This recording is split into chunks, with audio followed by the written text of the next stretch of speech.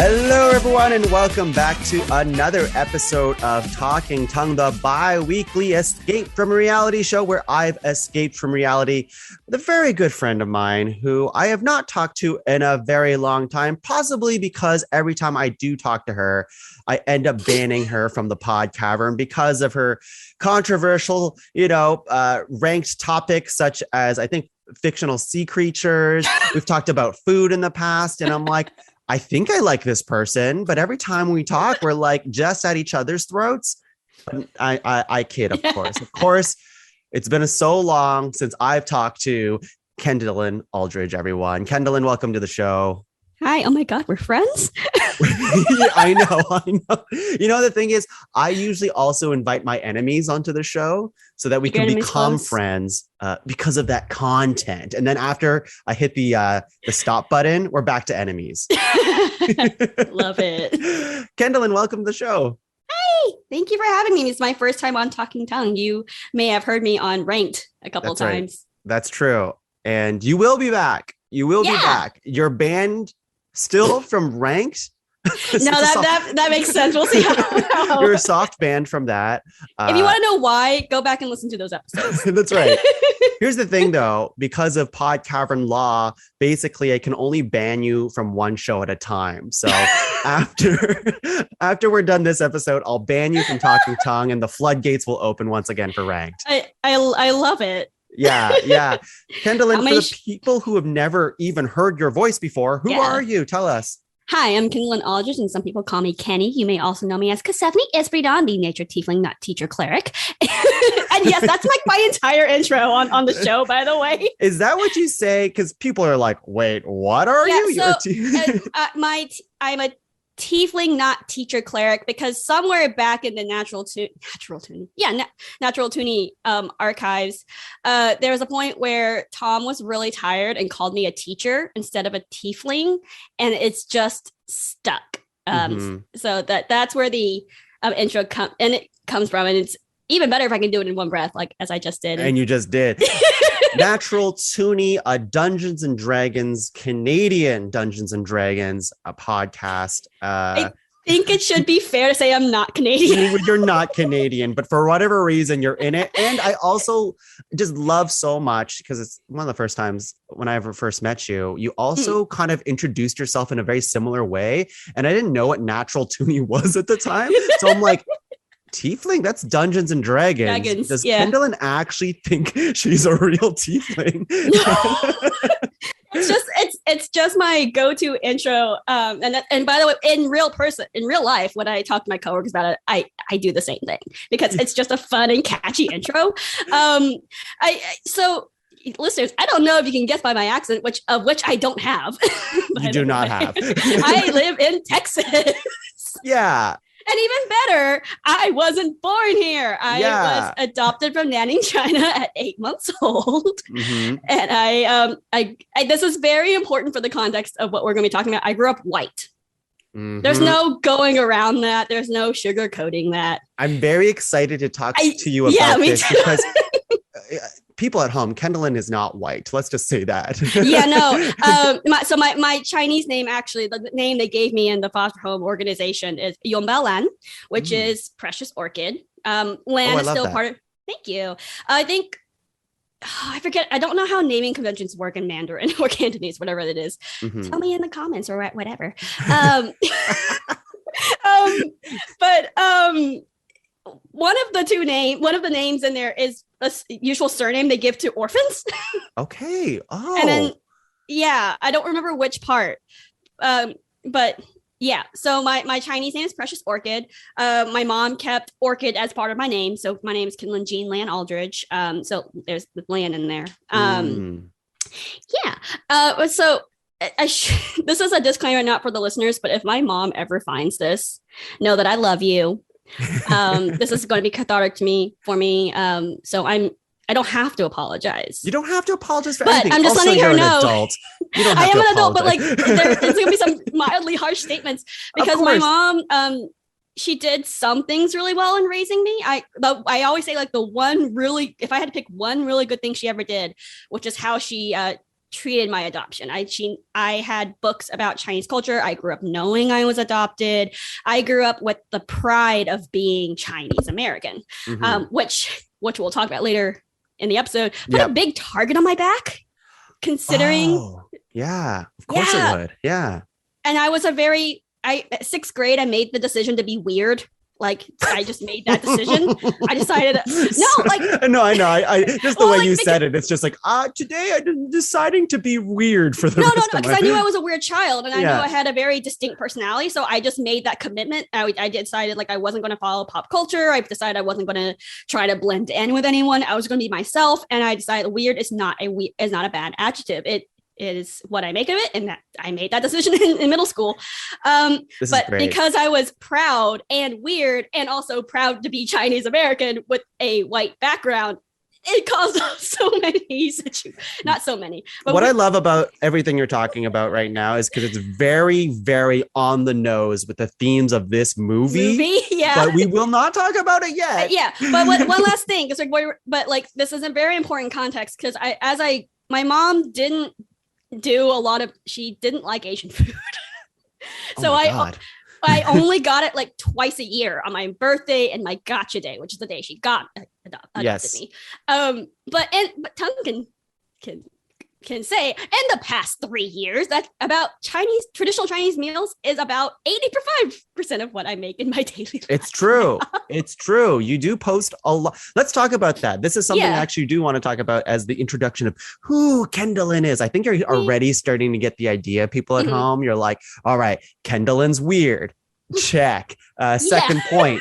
Kendalyn's weird. Check. No, it's just the first 5 points on the who is Kendalyn list is just like how weird she is. Kendalyn, identity trauma, family trauma. Oh my God.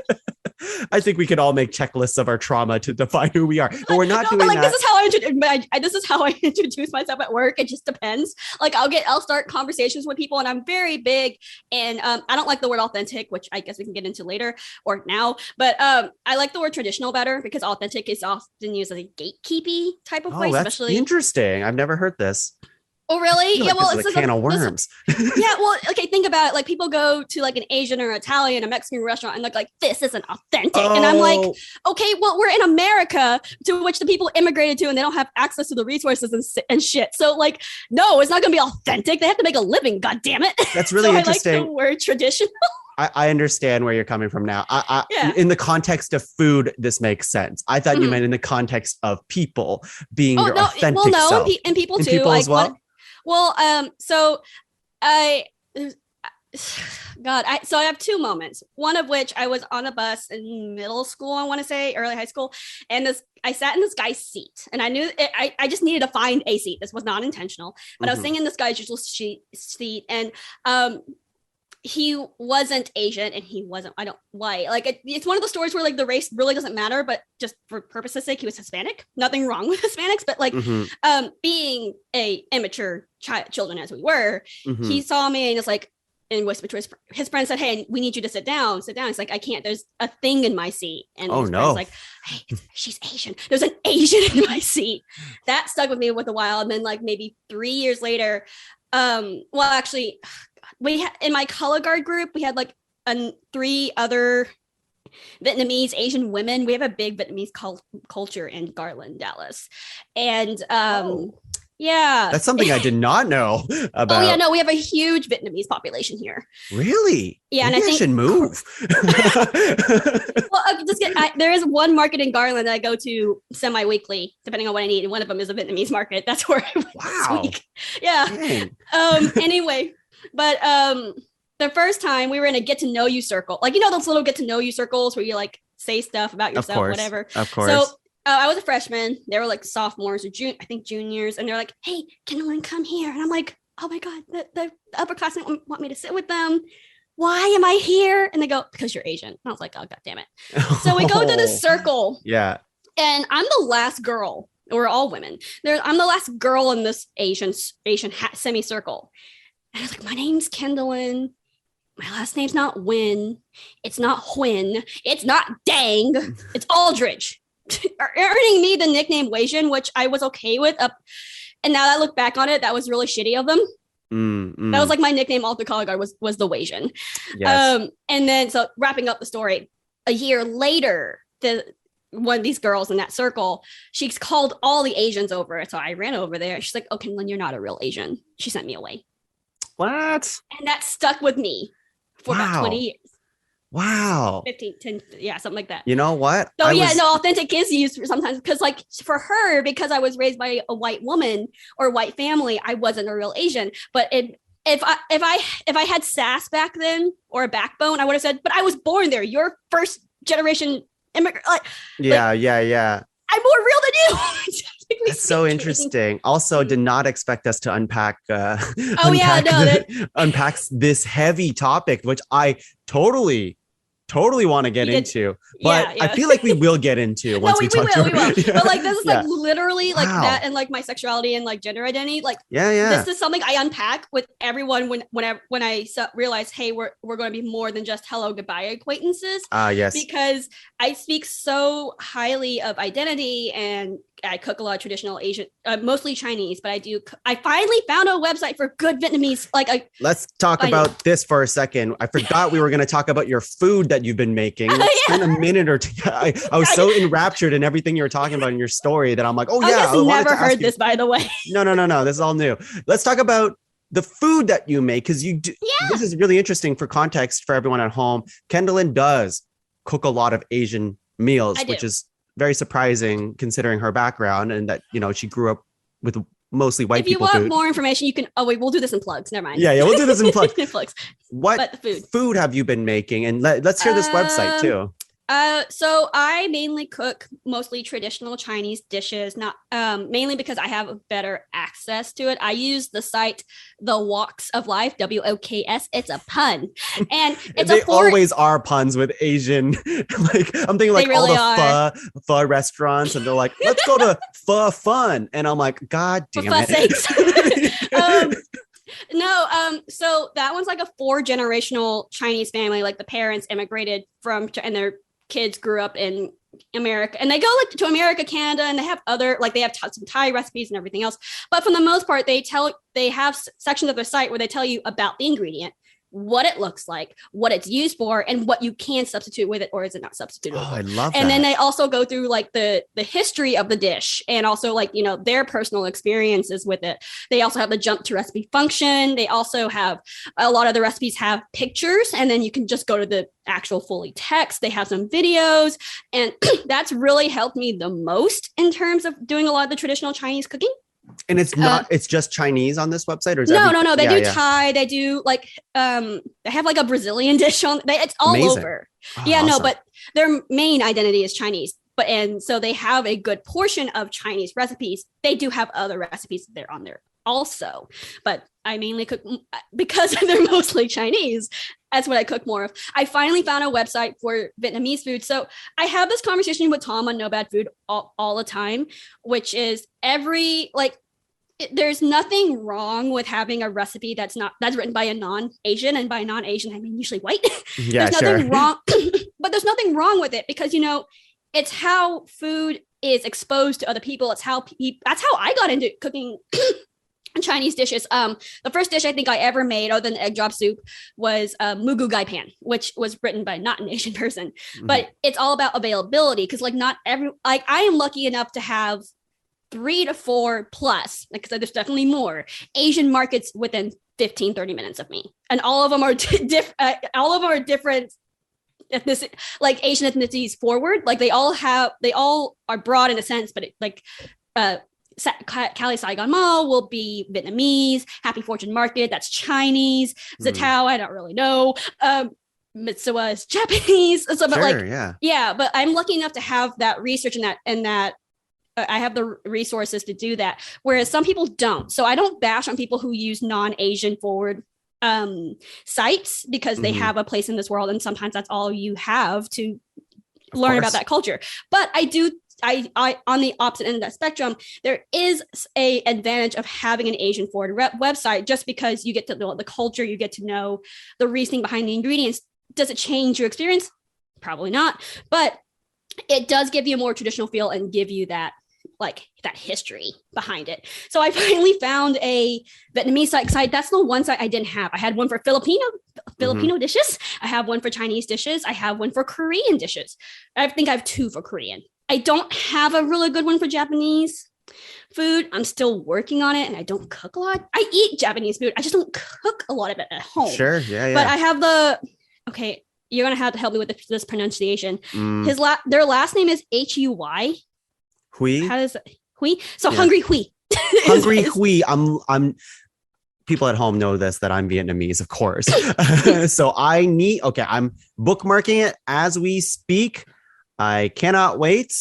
Yeah. I love how their second blog post is, and I know the answer to this already because of my Vietnamese parents. Their second blog post is Costco membership worth it? And I know for a fact that Asian people, at least my Asian family, they love Costco. We're Sam's people. They live and die by the bulk buying of food, even if they don't need it. They have trunks of deep freezers. My parents in Ottawa have a giant fridge and freezer in the kitchen, and then another fridge and freezer in the basement, and then a deep freezer in the basement. Do you want to hear something crazy? This is not just an Asian thing, because my grandmother also had in her home in Memphis, Tennessee, before she moved here. Yeah, she had a big freeze refrigerator combination. Yeah, she had a fridge in the garage. She had 2 deep freezes. Oh my God. Okay. All right. So much wasted energy.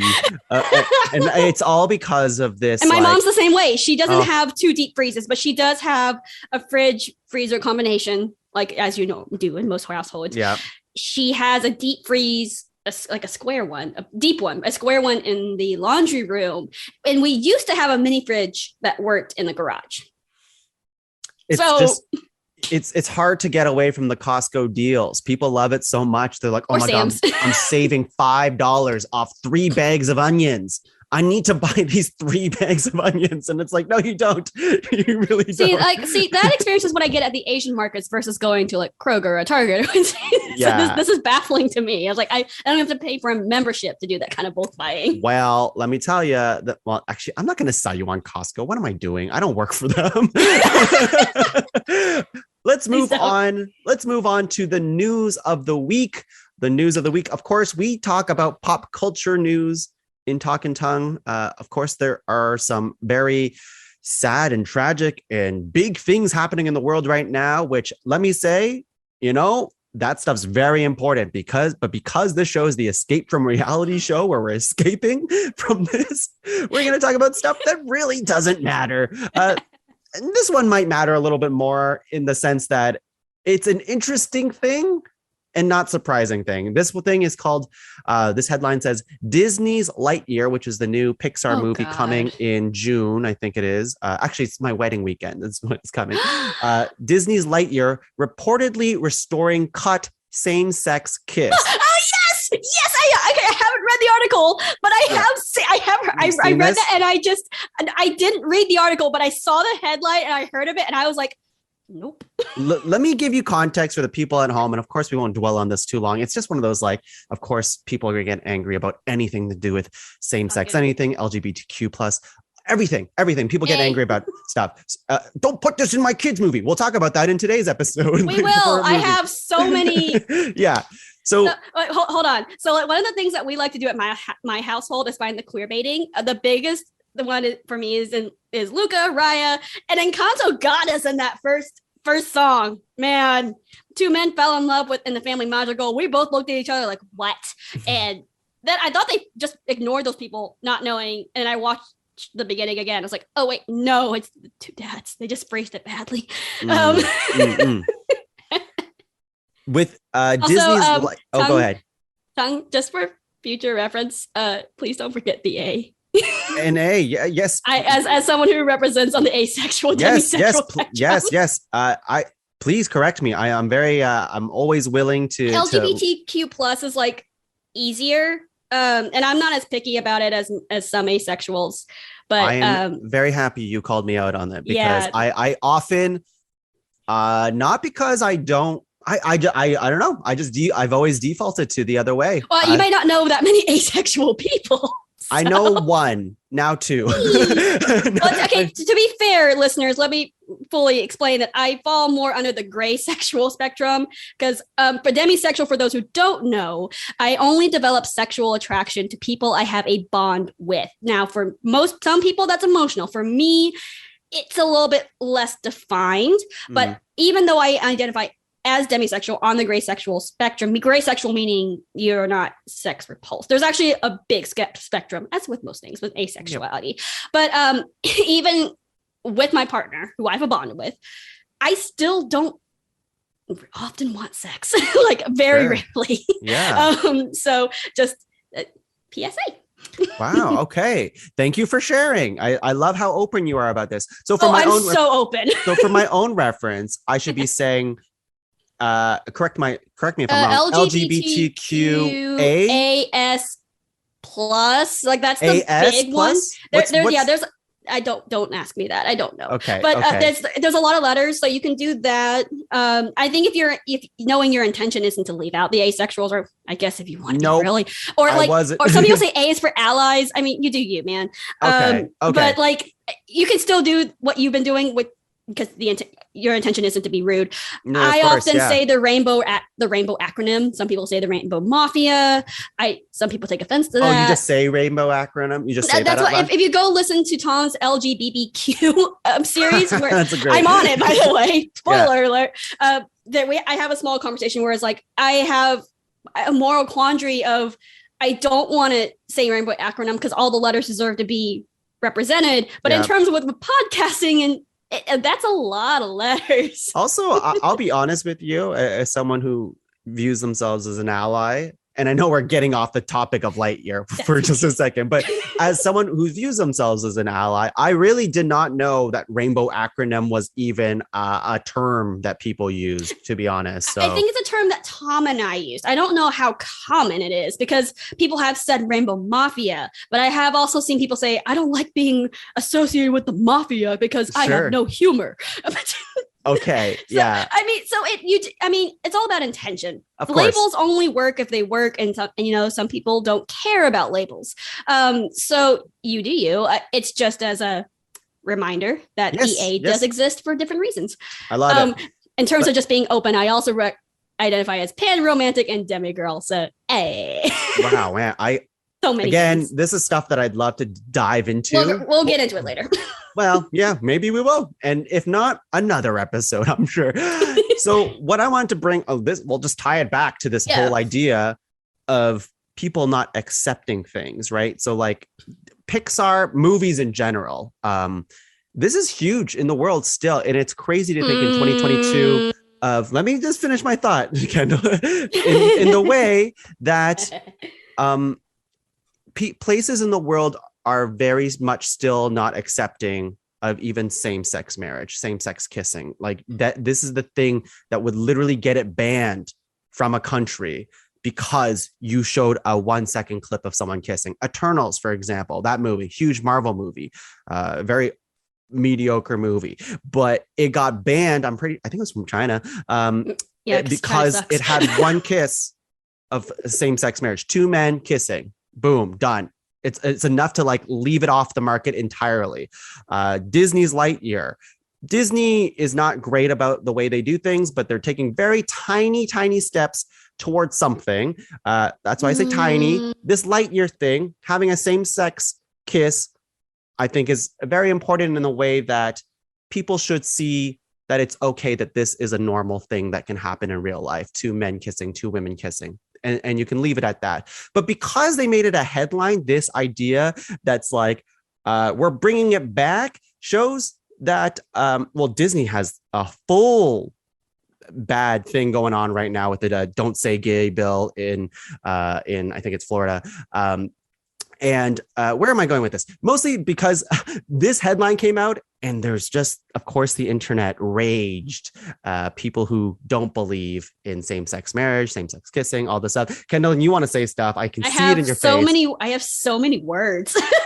Because you say like, oh, Disney's making steps. I disagree fully, because here's the thing. It's a deleted scene. And the fact that they're capitalizing on this. Oh, look what we left. I don't think so. I thought it said like a deleted scene in what I saw. I think they're bringing it back into the main movie. They're bringing it back. But so it got cut and now it's bringing it back. Yes. That's what I mean. Yeah. That's what I mean. Okay. So because here's the problem. I want to take this so far back, not so far back, but like you got to look at things like, oh God, what was it? When they with Loki, they were like, oh, Loki is gender neutral. Like, well, he's been in mythology, he's always been gender neutral. This is not a new thing. And Marvel isn't just the only representation of Loki. Loki has been around for ages. You're just doing it now because it's partially Pride Month and you can't avoid bad PR. And even then, I'm not a big Marvel fan, mind you, but just putting that out there. But from people who had watched Loki, they even said like, they didn't really do much with it. And that's because Disney doesn't. Then you have the show Owl House, where the creator fought so hard for spoiler alerts, Amity and Luz to have it to be, they're both girls, to have a relationship. There's a whole episode where they're asking each other out and the show got canceled right after it.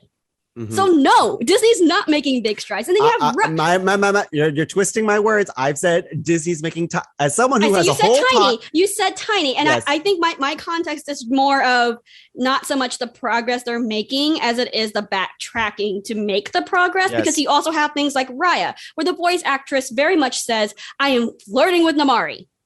Yep. Point blank, she has said that.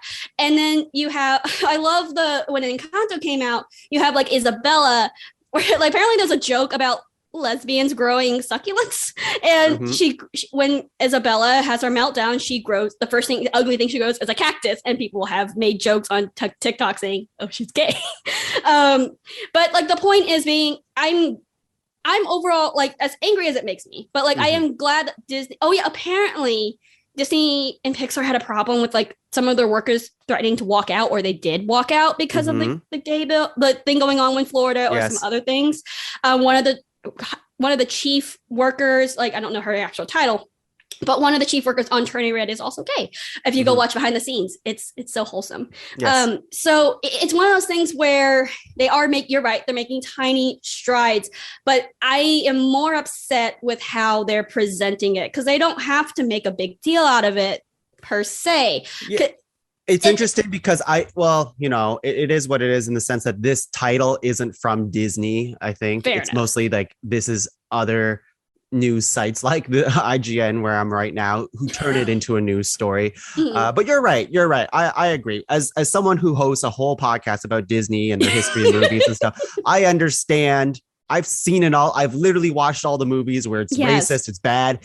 And I do see, and like, again, I'm going to preface the tiny steps. It's tiny. You're right. Yeah. That was very harsh of me to be like, they're not, but like, I think for me, it's more of the context. And then you have like things like Luca, where the director is fully just dismissing it. Cause I have this is not about Luca, but I have this working theory that Alberto was questioning.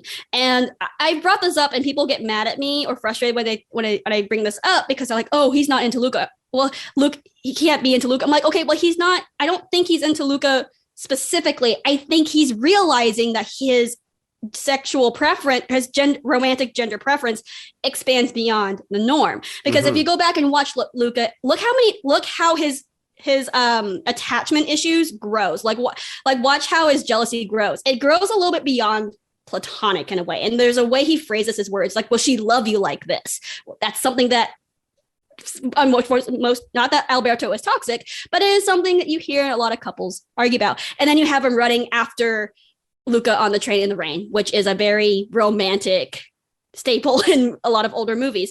So, but the director, but you don't have to take it in that way. You can also put it in terms of immigrants and race and other things. But the director himself has actually come out and said, no, there's no gay representation in my movie. Point blank, y'all are wrong. So it's stuff like that, where like, when it's like, oh, Disney has the same sex scene that they cut from the movie and now putting back in, it's it's kind of like what I like to say progress is like the journey to the Wizard of Oz. It's 2 steps forward, 3 steps back. And that's kind of what it feels like. Yeah, I can totally see that. I can see that. There's so much to unpack. I think we need to move on. I'm like, Kendalyn. That's why I didn't read the article. I could totally get into this with you. And every time I want to, I'm like, we have a movie to talk about. We have that's going to take forever. So we'll get into it a little bit, actually. We will. Let's do 2 more. I was going to say, I preface this segment being like, let's talk about something light. And then as soon as I talked about the first thing, you chose the wrong person for that. Yeah. Okay. Here's something that is completely fluff and has no bearing on the real world is Snoop Dogg is going to be in Call of Duty. What do you think? So as I love me some pew pew games. Yeah. Do you want to play a Snoop Dogg in Call of Duty is my question. You know what? That might actually just convince me to finally start I'm more of a Far Cry person. Okay. Far Cry, Assassin's Creed, Sniper. What if Snoop Dogg was in Far Cry and then in Assassin's Creed? He was. What? I'm here for it. Okay. Snoop Dogg. I don't follow a lot of pop culture. If you guys haven't actually noticed, by my confusion. But I know Snoop Dogg carries a very interesting history and is a very interesting entertainment entity. Yes. If they're going to pay him to be in Far Cry, which spoilers alert, 4 is my favorite. Their storytelling has gone down after 4. Mm-hmm. They convinced my boy, whose name escapes me, but he's in Breaking Bad and Community. Giancarlo Esposito. Thank you. He dragged my boy into 6. My boy. If they can drag my boy into 6, they can drag Snoop Dogg, and I'd still be like, okay, sure. I can't wait to see what's happening. If you play a Snoop Dogg, do you want all his weapons to be weed based? Yes. Okay, good. That's and I want all of his NPC lines to be like very bad rap references. I just or like his keywords. If he's not going to do that, are you really playing Snoop Dogg? No, you're playing his non-stage name at that point, which kudos, he has range, but is that really why we're here? That's not why we're here. That's not why we're here. My last news story for you here today. It's less of a news story, but more of like the day that we're recording this. And let me say, everyone at home, peek behind the curtain. I basically recorded the day before I released this episode and very little editing, but the Oscars are tonight. And I know you're not into the pop culture mind zone, whatever. Let me ask you something, Kendalyn, as someone who's really into, and we just did a ranked episode where we ranked all the movies, the best movies of last year, and all this other stuff. And I like the Oscars and the way that they tell me what's a good movie so I can watch it. But the actual awards show is very dry and very boring for me. So I never actually end up watching it. My question for you, do you care about the Oscars? I don't. Do you like movies? What's your deal? I love movies. I love music. I love shows. I love podcasts. I love most forms of media. The only media Oscar I don't movies, get is though. Different breed, I find. I don't agree with that because this is because it depends on the movie you're talking about and what kind of following. Because Parasite, I believe, got an Oscar, and it's a very rare movie, though. Parasite. It's a very rare movie, but I think it really just I'm not going to do the whole thing I did with the lion turtle, which, by the way, when I listen to that segment, I just want to tell myself to shut up. Like I that's cringe. Oh, you're talking about our fictional sea creatures episode. Yes. Again, go back and listen to it. I sound like a fucking idiot. Not like a fucking idiot, but I was stubborn. I was stubborn, guys. But there's a whole thing of like the pop culture, which is why I don't care about the Oscars. I care about the movies themselves and the actors, but I don't care about the awards. Not that I don't believe. I'm not one of those people who says, "Oh, actors shouldn't get awards." That's not the point here. But the whole thing is the way most Western media stuff works in terms of idolizing things. I think that can ruin my experience as movies, which is why I don't care. But I think it's really unfair to also dismiss that aspect. Like it was good enough to get that review, but it's all subjective. That's which is why I love the arts. Yes. It's all subjective. So just because they won an award doesn't really because I have people who tell me, "Oh, you should watch this. It's so amazing," and I'll watch it. And I'm like, this is not off. Oh, I think I should also preface. I don't believe in good or bad movies, with the exception of Avatar: The Last Airbender. But I believe. I believe in effective and ineffective, which is something that an acting teacher once taught us, because someone was doing the scene. They did it as from a show or whatever, and they did it as a comedy, and we were in stitches. It was hilarious. And at the end, she was like, I want to give you notes, and that doesn't mean you did a bad job. That doesn't mean you failed. However, when I already know you're good at comedy. I gave you the scene so I could see how you did with drama. Now that doesn't mean you did a bad job. It just was ineffective to what I was expecting.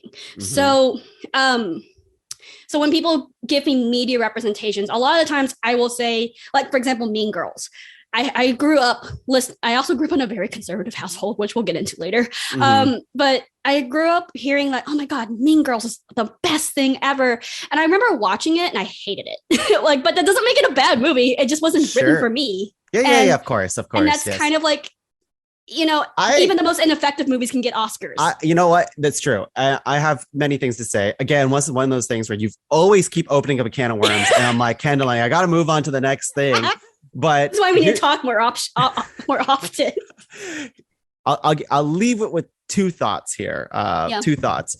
One of them is that I, as someone who loves movies in general, I do believe there's a different breed of Oscar movies and non-Oscar movies in the sense, strictly, not all movies are like this, but there are a certain criteria for the Oscars. As someone who's like really involved in the awards show, in terms of like, I know how their brains work. These rich white men trying to judge movies and stuff like that. They're looking for a certain ilk of movies that fit something that's, not my term, Oscar bait movies. Yeah. Those movies often are very slow, drawn out movies with long shots, pensive looks at nothing.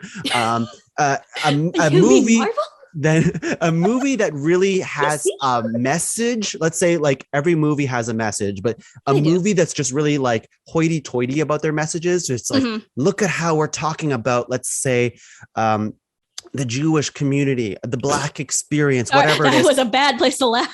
Sometimes, no, but you know what I mean? Like there's some movies, it was the way you said it. That was I know. I was like, oh God. But when rich white men look at this, and I'm generalizing obviously, but that's mostly the board of Oscars people. They look at these movies and they go like, oh yes, this movie's really saying something about the world. And sometimes they're right. Sometimes, yes, it is saying something about the world and it deserves the Oscar nomination. Other times it's not saying anything we've never ever heard before, but it's told in such a slow way with like these A-list actors that they just love to eat it up. They're like, oh, look at us nominate this movie because of this high pedigree. That's what I mean by saying. Yeah, you're fair. You're very right in that.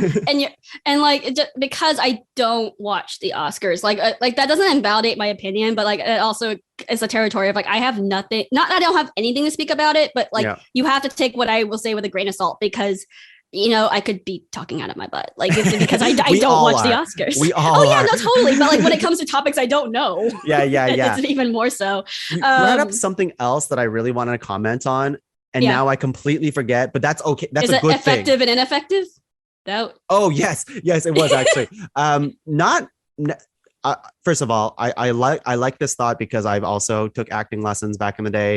Someone said something very similar to me. I still believe there's good and bad media. But the thing that I thought was very funny to me was that you're like, I don't believe in good and bad movies except for Avatar: The Last Airbender. But there's a reason for that. It's not because one, there's very few movies that have such a wide acclaim by so many people that it's bad. Like, and it's only bad not just because of what M. Night Shyamalan did, because M. Night Shyamalan's not a bad director, but you have to look.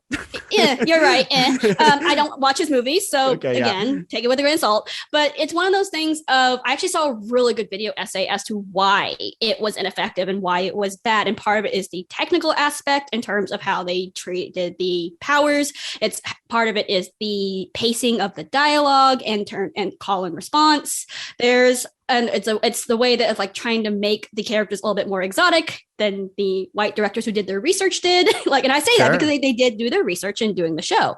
So when I was saying it's bad, it's not to be like raining down hate on it, but there is a reason why. So, and I'm looking at it in terms of the numbers of people with the same sentiment more than I am the content material. Because again, I actually haven't seen the movie. I've just watched people. I've watched people. I've watched CinemaSins. I've watched the video essay.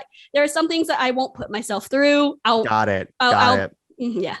Got it. That says enough to me that like, yeah, okay. I love how your brain works in that way. You're very thoughtful and open-minded when talking about things, but also you've never seen it. So like for this particular movie, I'm like, yeah, Kendalyn, I understand you're the type of person who's like, it's really want to see things from different sides and be very understanding on how a thing came to be, but it's very polite of you, which I really like. As someone who also like has gone through depression and other things, it's one of those things of like going back to Mean Girls, right? Or even Avatar: The Last Airbender, the movie. So many people like Mean Girls because they use it to escape reality. They use it to forget about their depression. And so it's not fair to me to say like, oh, that's a bad movie when that's something they enjoy. That is something that means something to them. I have people who tell me that I actually had I don't want to name her, coworker. If you hear this, I'm sorry. I had a discussion with a coworker about restaurants here in Dallas, and she had someone. I will say Houston has a bigger food scene than Dallas, and a more Asian immigrant population than Dallas does. But she was telling me like how all the basically the restaurants in Dallas were shit and like nothing could compare. And I'm like, I mean, I don't want to say you're wrong because I've heard good things about Houston, but every restaurant I brought up to her, she was like, yeah, it didn't blow my mind. Yeah, it was fun. And that makes me feel a type of way only because I can't share that with her from now on. I can't offer food to her. I can't invite her to places because I know where, and that's fine. Everyone's entitled to their own preference. But when you're talking to people up to something that they care about or something that they're being vulnerable about to you, it's not exactly fair to knock that down immediately. When we talk about turning red in a bit, keep in mind, like the whole point of most media is entertainment. Entertainment usually comes first, lessons come second, or they come unintentionally. So when I'm reviewing and analyzing movies, there's always that aspect of it. It's like, well, they did I don't want to give too much spoilers, but I was watching it today and they were playing Cha-Cha Slide at Trevor's party. I was like, I call BS. At least one child in the 2000s would be dancing to this. There would be at least one or two children dancing to this. They wouldn't just be sitting on the couches. But like that. But the point is, it's a movie. There's making a point, and it's you have to keep going back to that. No matter how harsh your critique is. Well, did you enjoy it? Did you gain some entertainment from it? If the answer is yes, then it's an effective movie to an extent. Like it doesn't. That's I love your brain when it comes to this. It's very accepting. It's a very long way to say how accepting you are of movies, but I will say, actually, no, forget it. I'll leave it at this point, but don't follow up on this, Kendalyn. I'm telling you, because then we'll never talk about the movie. But I will say there is a magic and also dunking on certain movies. Oh yeah, no. We haven't we haven't even gotten to the things I've dunked on before. There is a dunking. There is a. I am not saying you're not allowed to dunk on a movie. Oh, no. I'm also saying the community aspect of dunking on specifically Avatar: The Last Airbender. That we love to hate. That's the magic of it. Exactly. That's what the beauty of media is. It's the Hamilton. It's the Hamlet of that. Oh, look, the cloud looks like a mouse. No, it looks like a whale. I'm sure it looks like a mouse. No, it looks like a whale. Sure. It's that whole thing. I understand. But you know what else I understand is this movie, which I feel we need to talk about. We got to talk about. And also, I'm going to have to put a timer on this because otherwise we're going to I told you talk forever. No, it's great. You know, Kendalyn, I love how enthusiastic you are. I truly do. Because it's, so, I've done this show so many times and sometimes it's hard to get people going. Yeah. And I don't even have to try. This is my forte. I have to do the opposite with you, which is rein you in. Yeah. So Kendalyn, I'll give you this setup and then we'll get into it. But let me give you the setup. Can you introduce the movie and then introduce the synopsis? You don't have to tell me the entire plot. No. I've done this before. I've done something similar with Captain America. It's really funny. Let's hear it. For Turning Red. We'll talk Captain America later because we'll never talk about this movie. Turning Red. My whole whole life I've been perfect little May May. But maybe I like this new me. Mama's girls.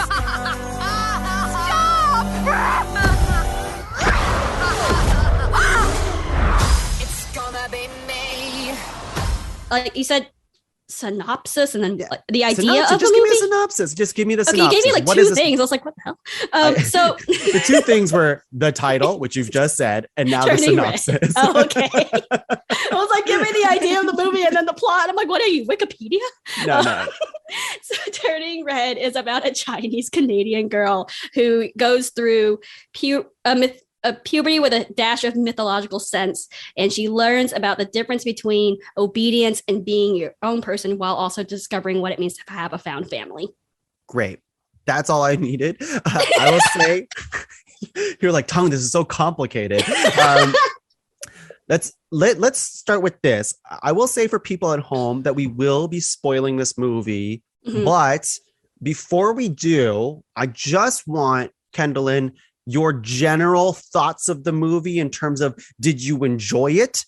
And we'll just riff off of that for a bit, and then we'll get into specifics. So fun fact, I saw the two trailers that came out before, because they do the one trailer and then do another trailer towards the release of the movie, and usually has a little bit more information. I thought I was going to hate this movie. I actually was going to put it off seeing this movie until you asked me to be on this podcast. The only reason why I watched it this early was because you asked me to do it. Wow, that's so interesting. I thought I was looking at all the possible. I didn't look up the director or anything. I don't usually do that until I've like seen the movie or as I'm watching the movie. And I saw so many possibilities of stereotyping that I was like really scared, because one of my big complaints in most POC movies, and also listeners going forward know, like, a lot of the stuff I'm talking about is definitely not Asian centric. I'm not Hispanic. I'm not African American. I can't speak on those issues. I can't speak on those stereotype issues, but I do know that these are problems that prevail outside the Asian community. So please just add that asterisk every time you hear me say something. But I was really worried because, at one hand, I was so excited to have an Asian movie that wasn't pre-colonization and pre-industrial period. That's been a problem even before, not just Disney. But I was really scared of some of the stereotypical Chinese Asian elements. I didn't even realize she was Chinese. I thought she was Korean. But I absolutely love this movie. I love it when something proves me wrong. And it's probably one of my new comfort movies now. Oh, that's so nice. Yeah. I also love that. Like, honestly, I had no idea you weren't planning on seeing this movie. I honestly just thought this was like, oh, Kendalyn's obviously going to see this. I don't know why I thought that, but I was putting it off. I was so anxious about it. And now I'm anxious to read when people post about it on Facebook. Now that makes me anxious now, because when I read it, that's how I thought I was going to be. And it's double parts cringy and also like, oh my God. That's a whole can of beans we will have to unpack, unfortunately, but that's part of the conversation. That's great. So you love the movie. You liked it. I love the movie. Oh, that's so great. I'll tell you my perspective on it. I've watched it twice now. So have you. I've also watched the Embrace the Panda, which is the making of the movie, which is also very good. If you like the movie, then you'll love this. You learn a lot about the minds behind it, the all women team behind it, the first all women led team in a Pixar movie, which is fantastic. We need more of those. Very capable stuff. The making of is so good. Just hearing them talk about it is just so inspiring. My partner and my sister, when we were watching behind the scenes, she's like, just when you thought it couldn't get more wholesome, it does. It does. And like so Domi, who made Bao, that's the director. It's just her. Which if I had known that, I would have been more on board, but I didn't. And that's even better that you didn't know that, I think. It was just good on its own. You didn't have any preconceived notions. So this is her first feature-length film, which she's been knocking out of the park. She won an Academy Award for Bao, the short, and now she did Turning Red, which is getting a bunch of accolades with an asterisk because we're going to get into this Facebook crap later. But it's amazing. She's also a Canadian talent too. She was born in Toronto. So a lot of her life is imbued in the main character of May, and then like the stuff around it. She went to Sheridan College. That's not even that far from where I am right now.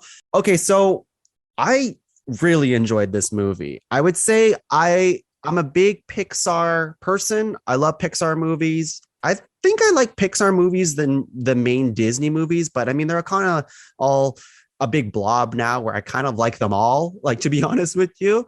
But it's been a while since I've seen, especially since, let's say, Onward, where Disney Plus has been doing a thing lately where they've been releasing their Pixar movies, in particular, since the pandemic has started, directly to Disney Plus, which I think is awesome. It's just Pixar doing this, which is an interesting choice. So Onward went to Disney Plus right away. Soul went to Disney Plus right away. Luca went to Disney Plus right away. And now Turning Red did too, which is like really, really cool that they did that. But out of all those 4 movies that I just mentioned, I think Turning Red is definitely my favorite of that bunch, since like Inside Out, which is now an older movie. I really liked it's such a cool movie. It's I think it speaks to me as a Asian Canadian. It speaks to me because, of course, the Asian level of stuff too, but on a visual standpoint, and they make a point about this in the documentary, that they wanted it to make it look different. And it does. Yeah, it does. Like, you see and they talk about this in the documentary too, the anime influence in everything that's happening in here. And I'm just a sucker for that. I remember, like, and also what's really cool about like in the behind the scenes documentary that they do is they also mention that this storyline could have happened to any girl in any race, position, situation. It just happened to happen to a Chinese Canadian girl. That's right. Which I think is absolutely amazing. But you can see it in the eyes when they look at boys. You can see it in like when she draws people. When the mom is at the stadium, I actually said, "Oh my God." They had to do the Godzilla moment. Yeah, it's so anime. And yes, we will get into spoilers like now. Yeah. So basically, like, even at the very end of the movie, when all of the aunties are about to transform into their own pandas, and they're doing like a Power Rangers / like just super anime thing where they have like their talismans or their earrings or their bracelets, and they smash it onto the ground to become pandas. I'm like, that's an anime. And I will say, like the way that the movie grows on you is so good, because again, I was not expecting to like the movie, like much less love it. And for me, I think the table started to turn when they have that Pixar opening of her just messing around in front of the logo, and I was cracking up, and I was just like, yes. And it also helps that the team also, they went through their puberty teen years when May does. They all grew up in the 2000s, which is why it's set there, which is to have that reference. And then that's why, like, for me, and we'll get into more of like the cultural identity trauma part of it. Sure. But for me, even without growing in that culture, having an external Asian influence, I still was able to relate because I grew up in that. So 2002, I would have been like 11. Yeah. Okay. But like I understood most of the references and like how she reacted, and it's so relatable, and she is adorkable. Her friends are adorkable. I've never heard this term. You've never heard this term? I've never heard this term, but I it's very apt for this. So if you go back and you watch like Anna's trailers, they use that for Anna as well. Okay, I agree. This makes total sense. I understood exactly what you're talking about as soon as you said it, but I've never heard it before. Also, I want to point out before we get too far, I messaged Tuong at very specific moments of this movie, like when we were getting into it, when I mean into it, like we were screaming at the TV, and I want you to, Tuong, I'm playing a game with you, figure out what scenes. There's 2. What scenes was I watching when I texted you? Holy shit! In all caps. They died. Shit, they're alive.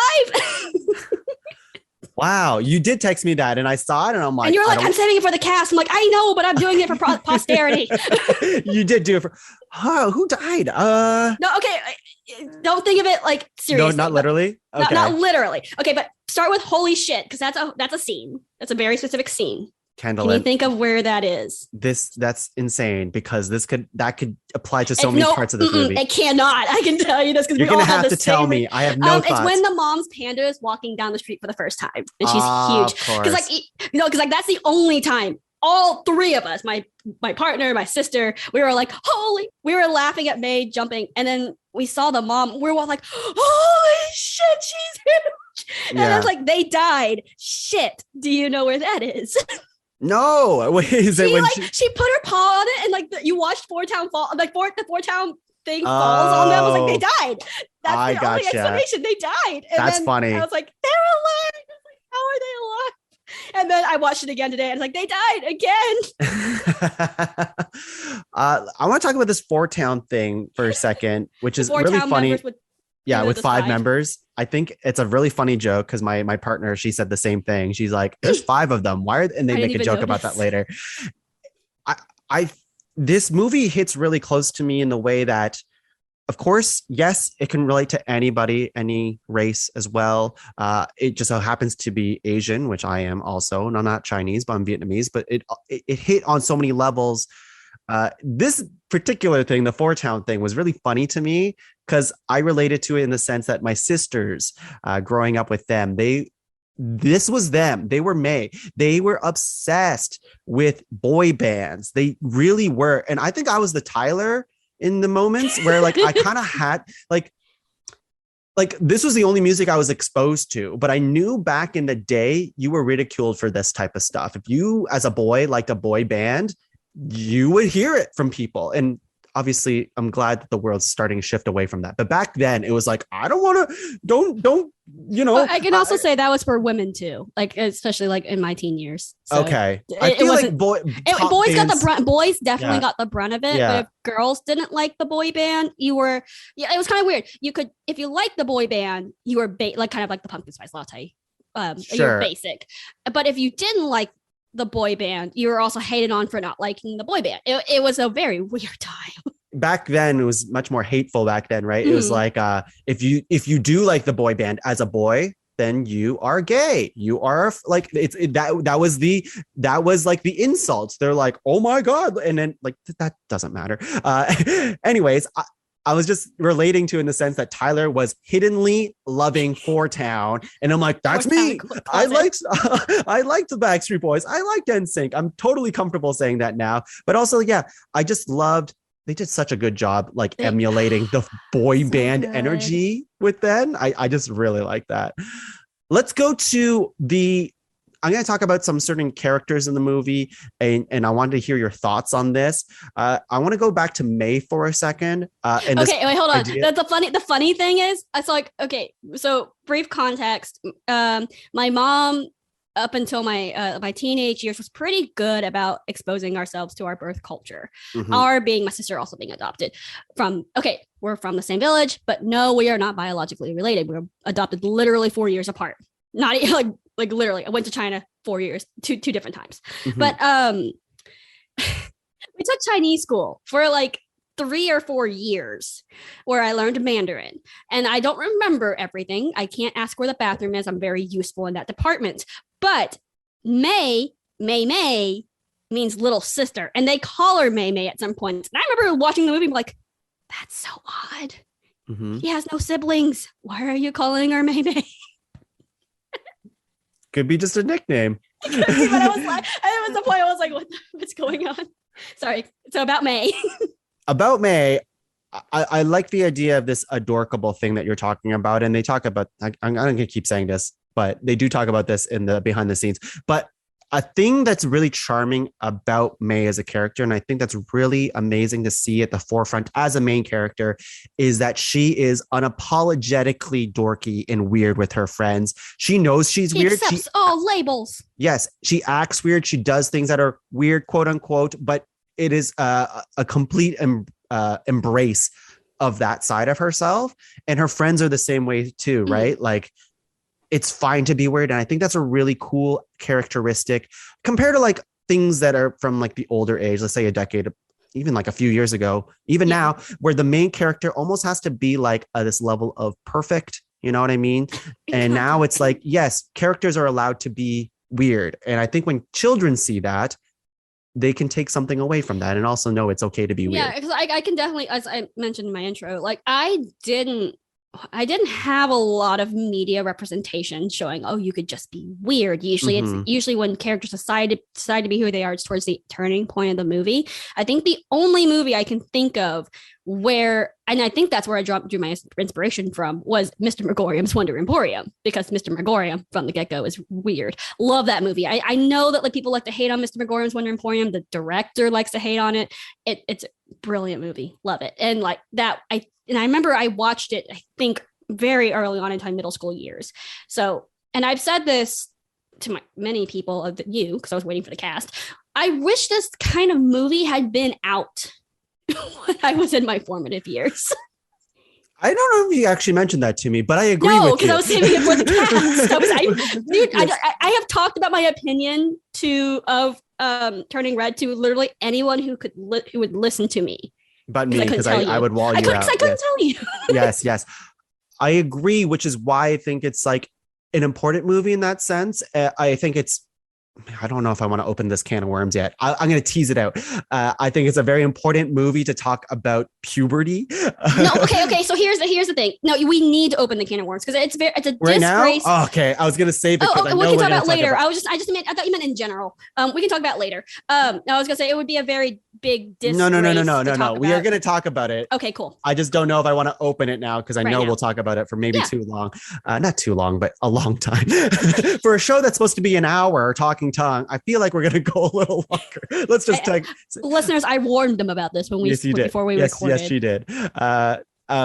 Kendalyn, question for you. I want to talk about the mother character because this is something that I also want to unpack with you. Tell me how you felt watching Ming. That's her character. So okay, what listeners? I'm going to guess that. Even though recording Tongue is not going to upload this unless she does like a Patreon thing where if you pay for it, you can see it. The light and that soul that like died in my eyes when he mentioned Ming and the mother was so very real.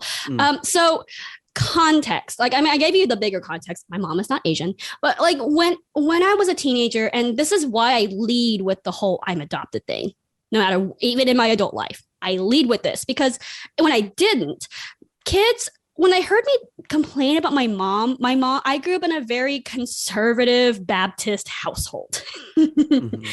And when I would complain to my mom about my mom to people, they'd be like, oh yeah, I heard Asian moms were so tough. And I would be like, but she's white.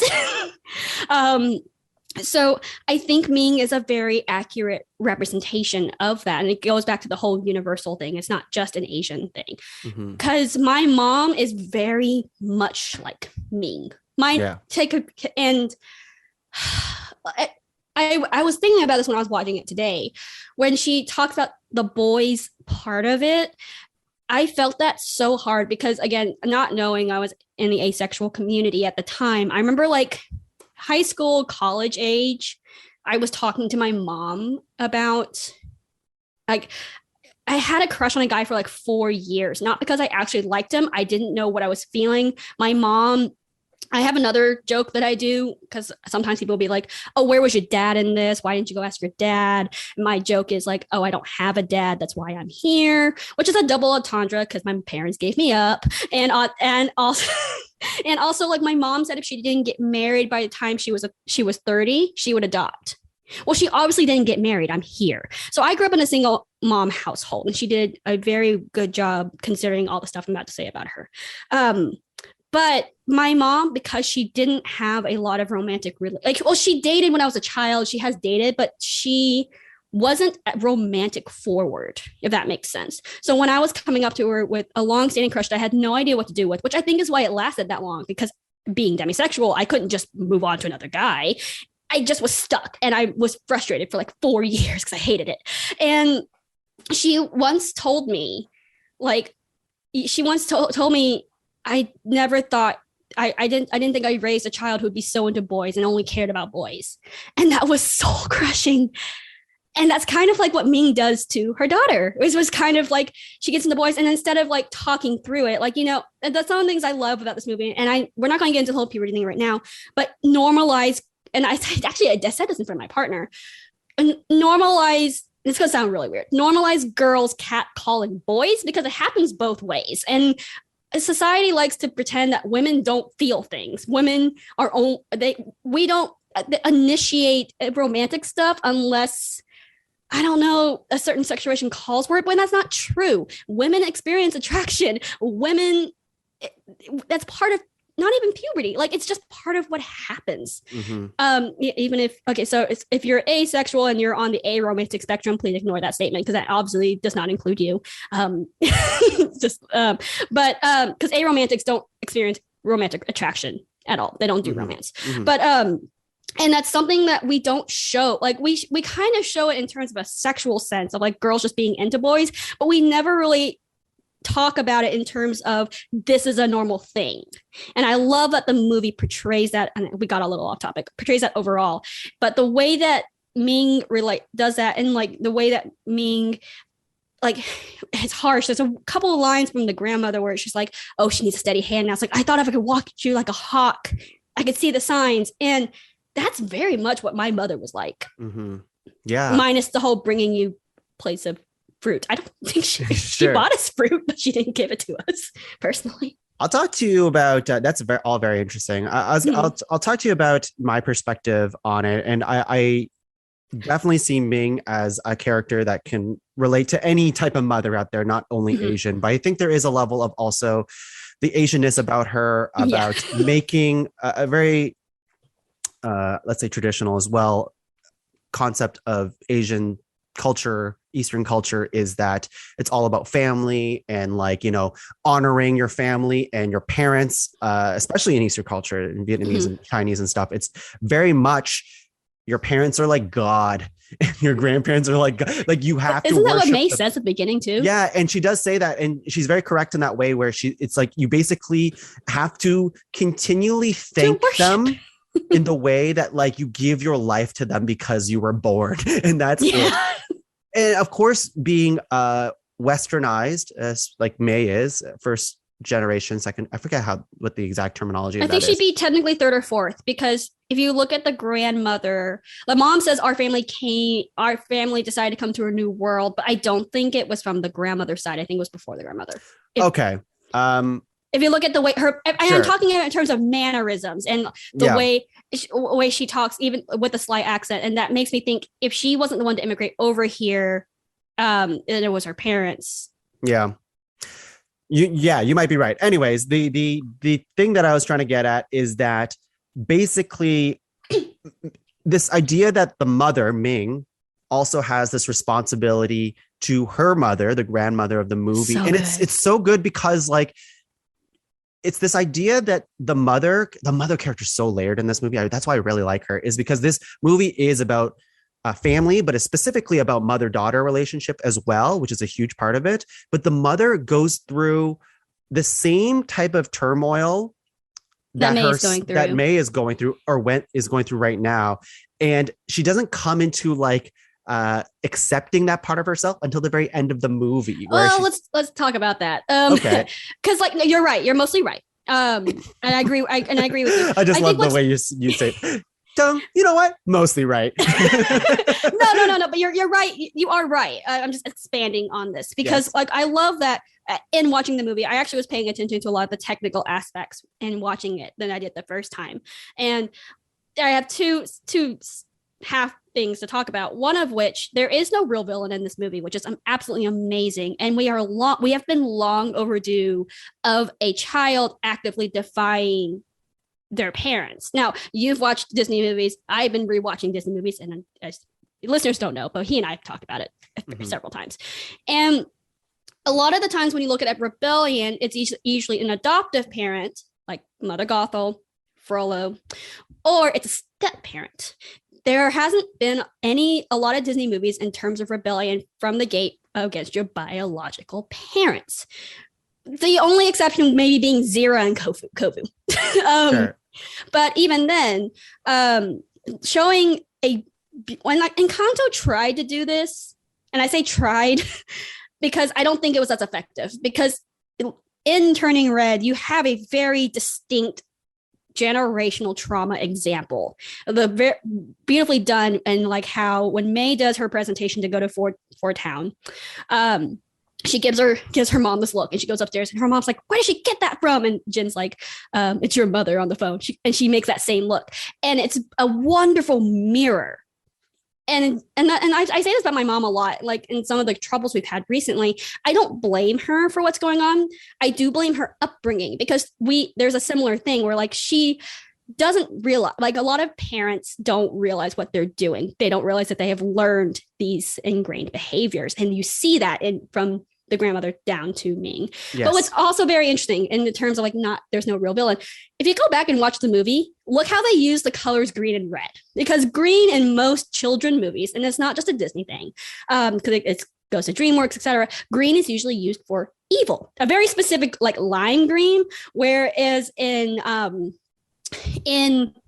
Turning Red, it is more of a jade green. You're like, oh yeah, well it's Chinese, of course it's jade. But color is very important in most cultures, especially Asian cultures. So I decided to do some research. And green in Chinese culture stands for cleanliness and purity from contamination.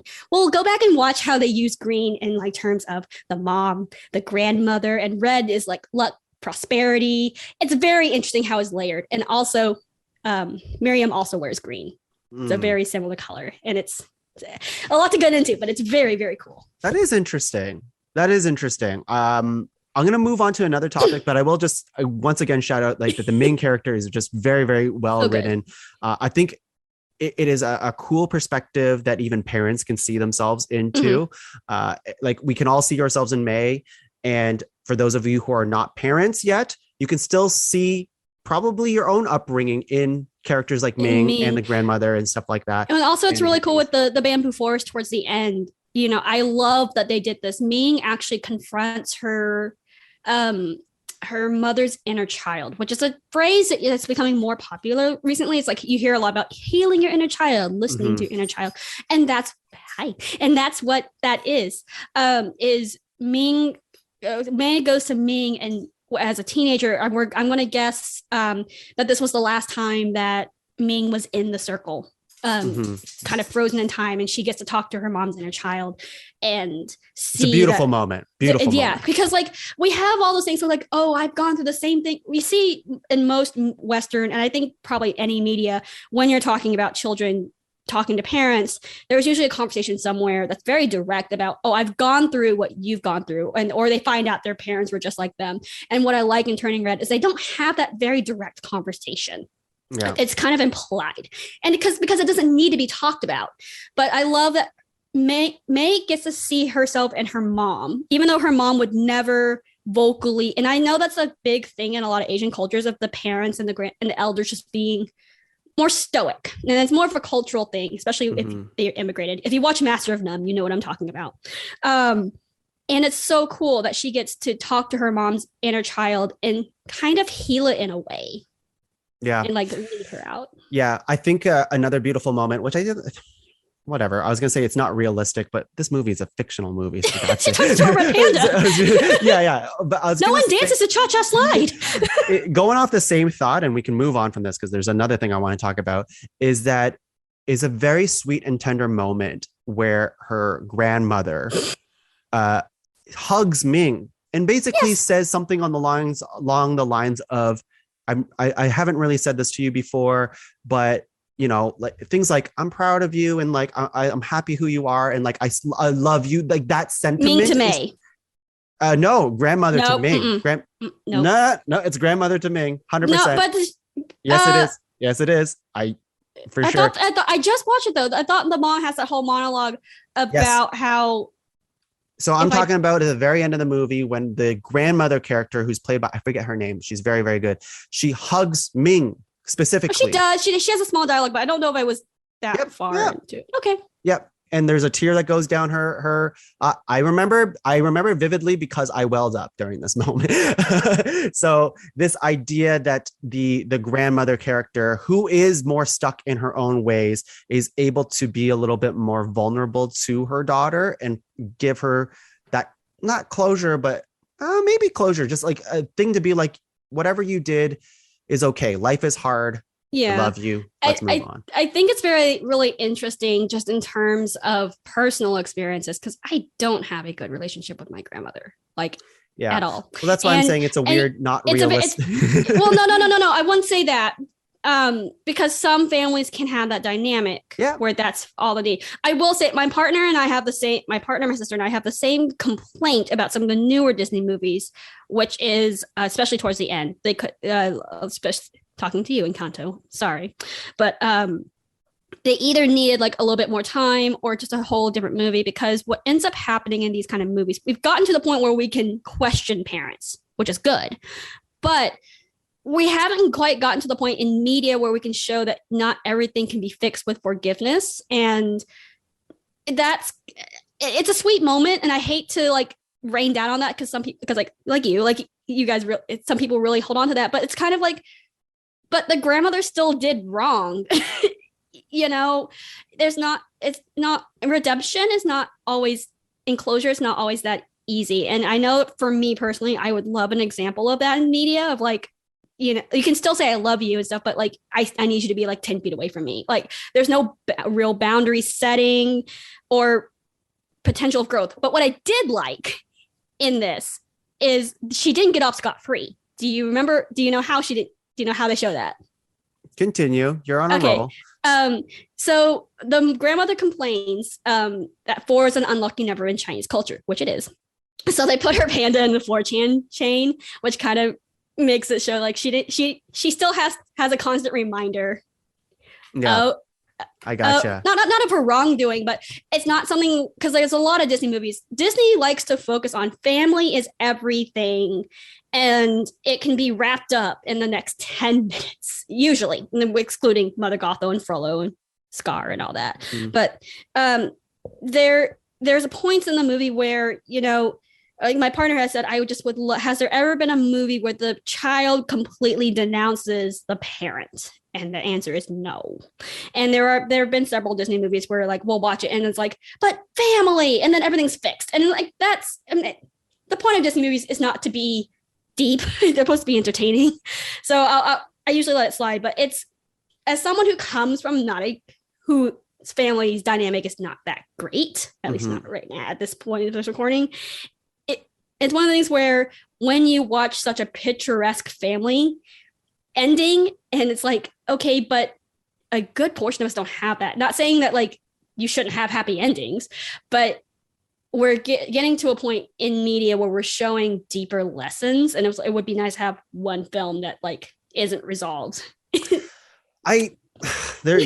said a mouthful there. It's a lot. The entire thing that you're talking about is very against. Oh man, let's move on from this. After I was gonna say I don't disagree with you, but I also think that of course it is a children's movie. Of course it's like, it's trying to tell us a lesson that, oh man, how do you say this? Because I know you're gonna. Okay, let me see. The lesson away from this movie is not what you're describing. Oh yeah, no, entirely. So the movie is all about embracing yourself. Embracing weirdness. Yeah, embracing yourself stuff. Despite of what your parents' expectations of you are. And I completely understand that. And I'm not saying it's necessarily needed in this movie, but it was something that was brought up in my household after it's so close, because we've had movies in this recent year that touches on this family theme. Luca, Encanto, and now Turning Red. And this is not me saying like, oh, I wish it was in the movie, but it is something to consider because of this trauma that was passed down, and it's something you can actually see. Like you see the stress that's put on, like from how the grandmother acts with the mom on the phone, with how she acts when the grandmothers come to see her, and as what happens when the grandmother talks to May separately.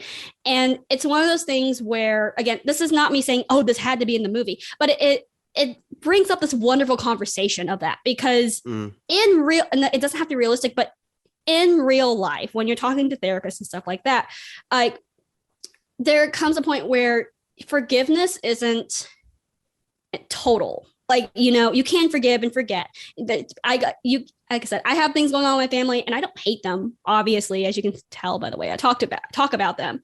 But it's one of those things where in this conservative household I grew up in, and I say Baptist because it's very specific to some people will understand. In Baptist Christian culture, family is a thing. You honor your mother and your father in the Bible. So I didn't have a lot of examples that I could talk against my family that I like what May does. And I've always had that pressure. Your grandmother, she grew up in a different time, or this, that, or other. And it wasn't until like last year, technically, that I realized, I don't have to do that closure thing where what you see in movies. You don't have to. Again, that's not something specific to the movie itself, but it is a conversation that, like, just in terms of like the precedent that has been set with Disney with the movies they have been releasing. Yeah, It's a deep topic. It's a deep topic, which I agree with you to an extent, and I do agree with you that it would not belong in this movie. No. Let's move on from it, because otherwise I'll continue this thought. I'm going to give you one more question. Actually, you know what? Let's give you two quick ones. Yeah. Actually, one quick one and one probably long one. Here we go. Here's the quick one is that what is your favorite animation gags in this movie? God. I'll give you mine. And then maybe this will help you stir the pot. Yeah, please. I'll give you a few. One of them is that I legit laughed out loud when May draws Derek, I think his name is, or whatever, and she's under her bed, and then she's like drawing him on autopilot, and it zooms up on her face. I died. I was like, this is incredible. I died with the mom's reaction. She's like, don't look at the notebook. Don't look at the notebook. Oh no. Yes. There's so many flourishes in this movie that are very directly anime. And they're very quick. And yes, snappy. And it's snappy, but in terms of like when you're talking about technicality and pacing, it's so good because this is what preteens and teens think of. I love that. I don't have that exact moment in my childhood, but I got it. I was like, damn. Oh man. The fish, the when he's drawn as a fish, the mermaid man, and like that's really funny to me. Did he do these things to you? Oh my God. And anytime the mom interacts with the security guard. Oh my yes. That's yes. He's still trying to do his job. And oh my God, yes. There's so many, and let's just talk about for the panda for a second. Like the actual panda, when she turns into the red panda, just looks so good. Like it does. It's so cute, and it knows it's cute, but it really is. It's really cute. And I love how they do a very much American Dragon Jake Long thing, where like she can turn parts on and off. It doesn't have to be in total. Oh yeah, even her transforming as like. Go ahead. No, go ahead. I was gonna say even her transforming to move around at the very end of the movie, she's like kind of like hopping through buildings and stuff. She discovers that basically anytime she transforms, it makes a poof of smoke for her to like jump up and down. I think that's so like cool. It's so cool. It's also like a neat video game mechanic. I actually said while watching it the first time, it's like, Disney often, because we like to look up actors and stuff while we watch, and we were doing that with the older Disney movies. And I found that there's a trend with at least Disney. I don't know Pixar, but Disney has a trend of releasing the video game first and then the movie. If you go ahead and watch, do that no more. They don't do it no more, but it's very interesting. But I was saying, like, if this ever becomes a video game, I would fail this sequence. I'm bad at double jumping. Yeah. But like, and also like just how she turns into the panda. There's a wonderful use of smoke that everyone can feel. It's not just this happens and it doesn't affect the environment. NPCs don't care. Everyone knows it's happening, and it's so wonderful. There's so many good gags and stuff. But there is, yeah. One of my favorites is just the cooking. Again, the dad cooking. That was incredible. That was incredible. Legit look real to me. So, to get a little bit real for a second, I won't go too far deep into it, but like past few years, I've had a lot of problems because Chinese culture nowadays, just China in general. Listeners, if you've paid attention, you actually heard me say this. China sucks, but and because of how China itself as a country sucks, and they don't do any favors in changing public opinion. I'll put that out there. And the U.S. specifically does not. Chinese the positive feelings towards China and Chinese culture, relatively modern, like in the past 10 years, has declined. And it's not good. We've seen the rise. I'm so thankful to see the rise of Vietnamese culture and Japanese culture and Korean culture. Filipino needs their time to light now. There's a little bit of Lao culture in there. But as a Chinese American, there's enough people out there like with the coronavirus, and then like just people who think China is stealing the jobs, and you know what I mean, with technology and everything. It's been really hard to proudly say that I'm Chinese American because China sucks. So to have a movie that just basks in, especially when you talk about Chinese food, because you have the whole MSG scare and everything else.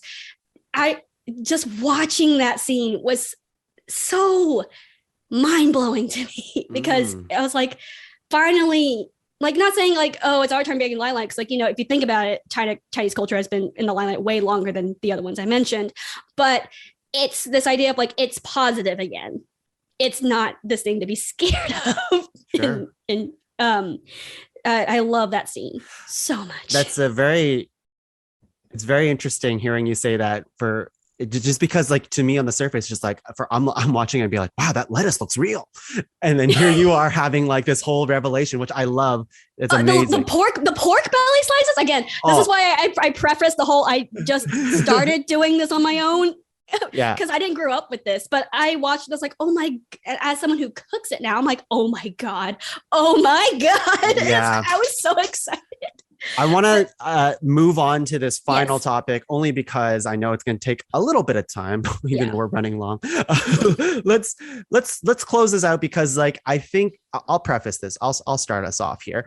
This movie is a very obvious allegory, metaphor for puberty. They're pretty on the nose about it. They talk about like even Ming brings out the words, I have pads. Like she has like all the classic things that we think about, like Tylenol, Advil, pads, like all the stuff to deal with women growing up. And the director as well has talked about how this movie is about the red panda is basically magical puberty. It's puberty, guys. Don't listen to Facebook that talks about it being up periods. That is not true. Periods make up less than a fourth of this movie. I actually saw someone say that. It's like, I don't like how periods are treated like monsters. Yeah. Like, you didn't watch the movie then. Yeah, no. It's definitely about this time of life where you're changing as a person. 13-year-olds, this is a perfect timeline of like, when you're 13, it's really awkward. Things are changing. The May herself is struggling because she spent her entire life being the picturesque role model that her mother always wanted her to be, and also struggling with the idea of like her life is changing and she wants to explore that side of herself.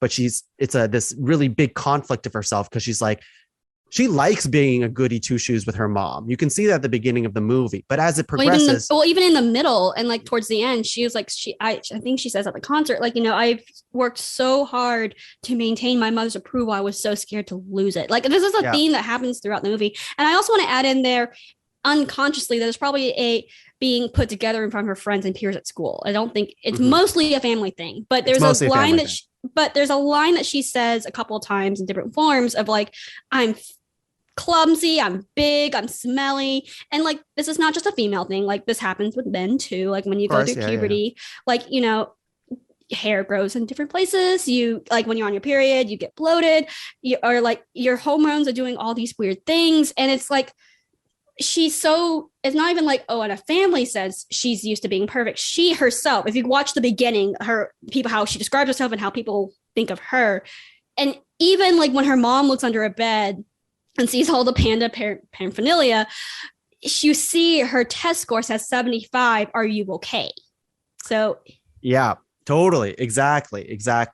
But let's talk about this idea of magical puberty. I keep saying that because Domi, the director, kept saying it like that. Have you ever watched the anime? This is going to sound really bad. Bunny Senpai Does Not Dream of a Bunny Girl. No. It's very much like this. The title is not what it sounds like. Highly recommend. Sorry, continue. It's all good. It's all good. Mystical it's all related. It's all related. It is. So the I don't want to talk about this for too long, even though we've been leading up to this for a very long time, but only because it's just like stuff that I just dismiss because I think it's just ridiculous. But this movie, surprisingly, I say surprisingly, because when it came out and when I watched it, I'm like, this fucking movie rules. I love it. People are going to love this movie. But then I realized, again, this might be going back to this whole Lightyear conversation of just like, there's some really just closed-minded people out there. And this movie included, where like people don't want to talk about this type of stuff. They want to shield their kids from real life. Puberty is a real thing we all go through. And there are things on the internet, Facebook posts that you sent me, Kendalyn, that was just, and I read some of them and I can't do this, which is just like, fun fact, I read that review before I saw the movie because there wasn't a lot of spoilers in it. And I actually used it as a bingo card. Okay. Yeah. Throughout the entire movie. So like, there's things like talking back to your mother, as simple as that. Is like, that's a ding against this movie. There was a thing where it's just like, at one point May hits her mother. It happens in a very fun anime sequence when she like transforms into the panda and hits the mother and she falls down. It's barely it's an anime. She uses the word crap. She says, my panda, my choice. There's a lot. And then like, there's one that like a mutual, like one of my Facebook friends posted. It's a Twitter one. And it's just like, and ironically, the person's profile looks like it's the Fourth Doctor, which if you've watched Doctor Who, this is going to be really ironic considering what that show's about. It's like, I'm not a teenage girl or Canadian or Asian, but I found #turning red entertaining. This is a guy who was actually doing it correctly. He was replying to a different dude. This is what the other dude said. So Sean O'Connell, some Pixar films are made for a universal audience. #turning red is not. The target audience for this role feels very specific and very narrow. If you are in it, this might work well for you. I am not in it, and this was exhausting. Yes, that's the tweet I saw that was like, I think it got dunked on too, because there was the article that was like, well, I'm not Asian, so I don't get it. And it's like, you don't have to be. My joke in my office has been like, how dare we show POC characters not in pre-colonial times? How dare we show people? Because that's part of it. Like, is a lot of closed-minded people who are racist. They are giving any POC or anyone that's not in the majority a voice, and very much women. How dare? That's a different topic, but yeah. It's what I was saying before, which with the whole attraction thing, right? Because part of puberty is, and then some people, when they're younger, Luca being the example, Alberto and Luca being one of my top examples, some people know who they're attracted to at a very young age. But puberty is usually where kids start experimenting more. And it's one of those things where like we show that a lot in media, but when it's so hyper specific to women, specifically saying discovering their sexuality, people don't like to talk about that either. Yeah. For whatever reason.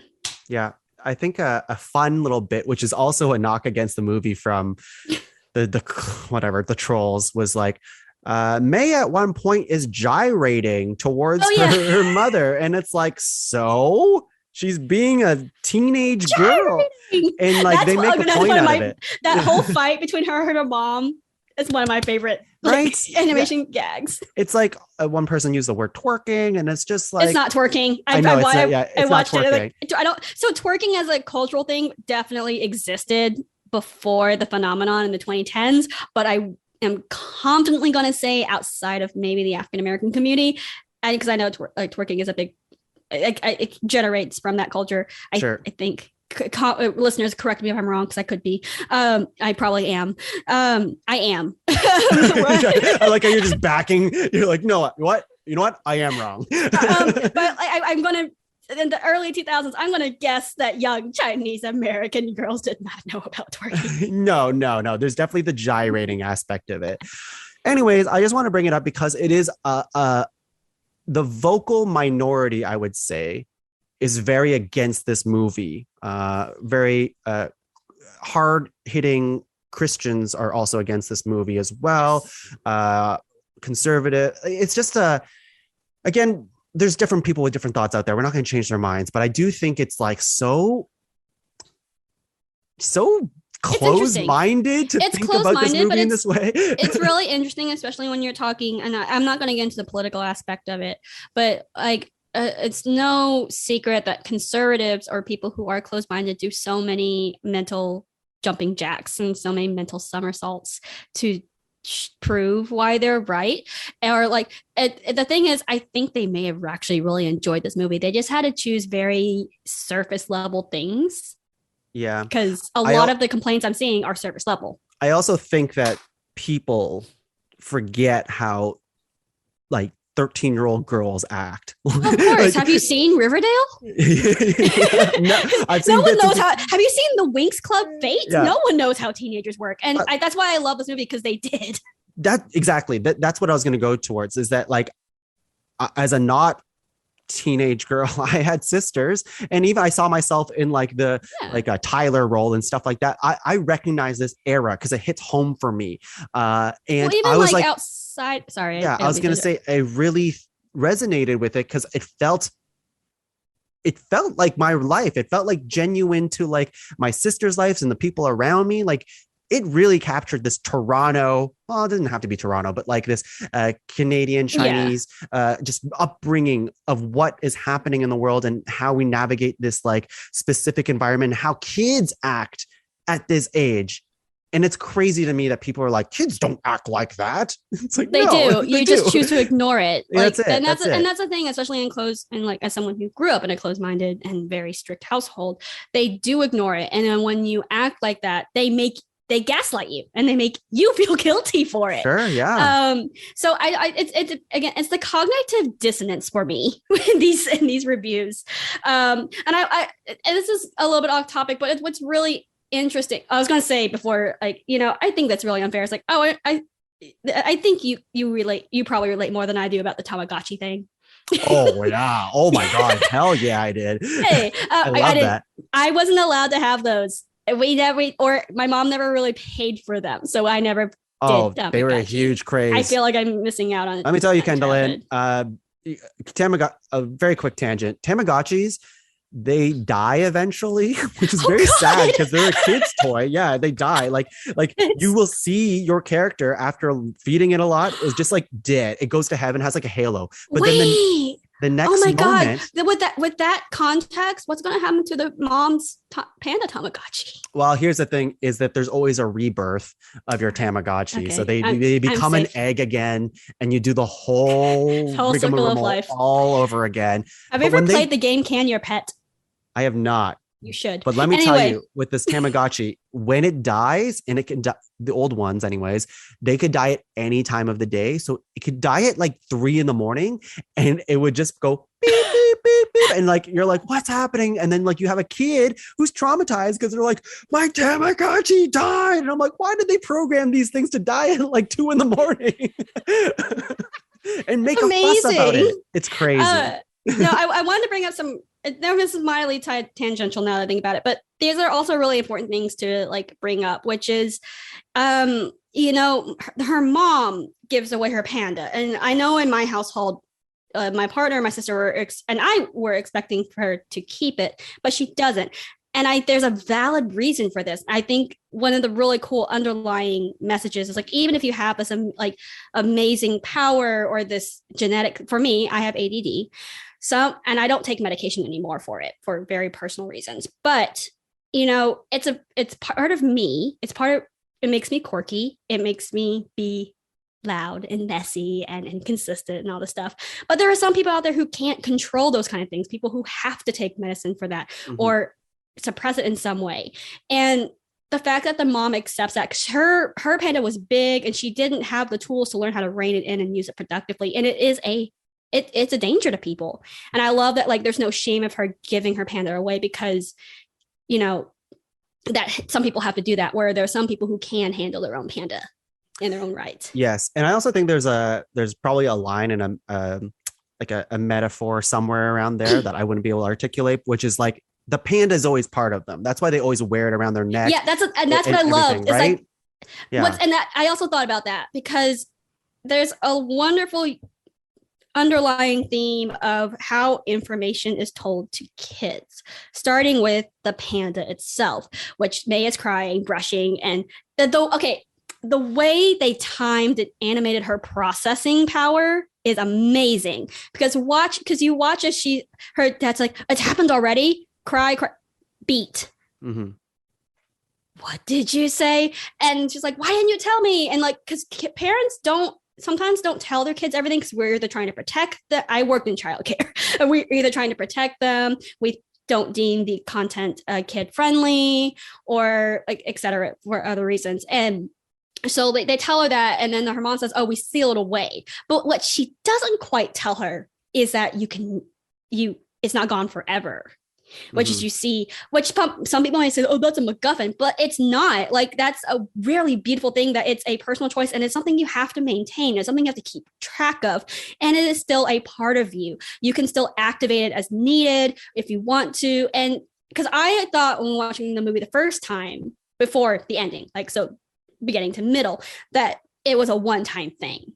But it's not. You can probably do it as many times as you wanted to with probably diminishing returns or whatever. Sure. I love that aspect of it, that, you know, just because you see a lot of times, especially in fantasy shows or sci-fi shows, that when you get rid of something, it's gone and you have to do some long journey or something to get it back. But this is the case with this movie. And I thought that was very, very brilliant and very, very good. Yeah, I agree.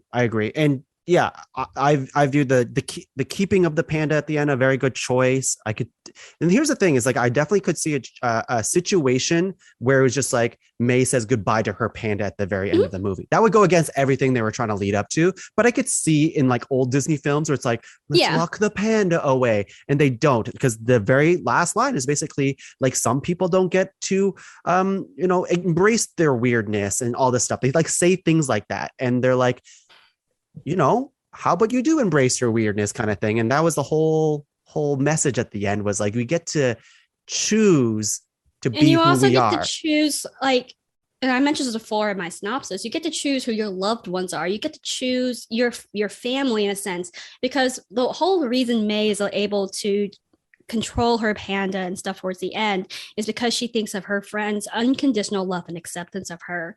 And she lies to her mom saying, oh, yeah, totally, it's you.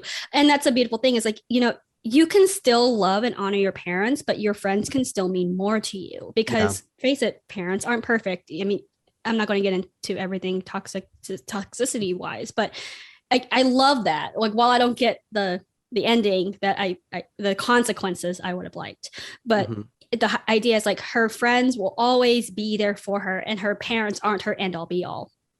Yeah. Oh, her friends are amazing in that movie. I love them. The squad is just so good. I will say my only real complaints about the movie, like every children's movie, I guess every movie, but it's mostly children and adolescents, they have to have like a crass humor, like over comedic fallback. Like, you know, there's always that one character who's louder, who usually are dumber, or they just do all the slap jokes, slapstick humor. And they did that with Abby, and I wasn't a fan, because that's interesting. Because I think for me, a lot of the media I grew up watching as a teenager or early adult was the Asian person, was the slapstick. They were usually too smart and therefore had no social skills. They were either too sexy, all this other stuff. And like, they needed to put it somewhere, and I don't hate it. I think my favorite point of Abby is when she's yelling in Korean and saying, what the hell is Toledo? And I think I wanted more of that from her. Right. And instead of her being like this overly angry barbarian chick who was just overly, I didn't hate it, but also was like, it was a model. It didn't work for you. I get it. Yeah, it's not effective for me personally, but that's fine. And that's fine, Kendall, and I respect that. And you're wrong. No, I'm just kidding. No. Kendalyn, we talked so much about Turning Red and about a bunch of different things here today. How about we get your final review on the movie? What would you give it? I give it 20 pandas out of 10. Wow. Okay. I give it, let's go with the 4 Town Bros. I give it 5 4 Town Bros out of 4 towns. Amazing. Thank you for listening to our episode on Turning Red. Before we go, Kendalyn, do you have anything to plug for the people at home? Natural Toonie, as always, we take place in Newfoundland, not Newfoundland. It's very good. It's very very different. That's all I have to say about that, because like it speaks for itself. Like you've had us on the show before. You've heard of us. Yeah. This is a plug that I'm not actually associated with, but if you like Turning Red, highly recommend the Life is Strange True Colors installment, which also features an Asian American protagonist, and it has to do with emotions, because more often than not, Asians are shown to be emotionless. So to have films that show emotion as a positive sense in our community, we stand, and it is absolutely amazing. That's a video game for people who don't know. It's a video game. Yes. Thank you. You're welcome. And then you're more than welcome to follow my cooking page, The One Countertop. I don't maintain it as much as I should, but it's there. Amazing. Well, thank you, Kendalyn. For myself, you can find the rest of the shows in Pod Cavern at www.podcavern.com. Check out all the shows there. You will not see Kendalyn here for a while on Talking Tongue because, like I said, I promised at the very beginning, she's banned. I've been banned for going overtime, guys. But she might be back for a ranked episode because, like I said, I can only have one ban at a time. She get a passport with like all the shows. That's right. Oh, I couldn't keep track. There'd be too many stamps. Kendalyn, before we go, of course, you have a world famous catchphrase that you want to share for the people at home, and it goes like this. Did you not hear it? I was purring. Purr, everyone. Bye.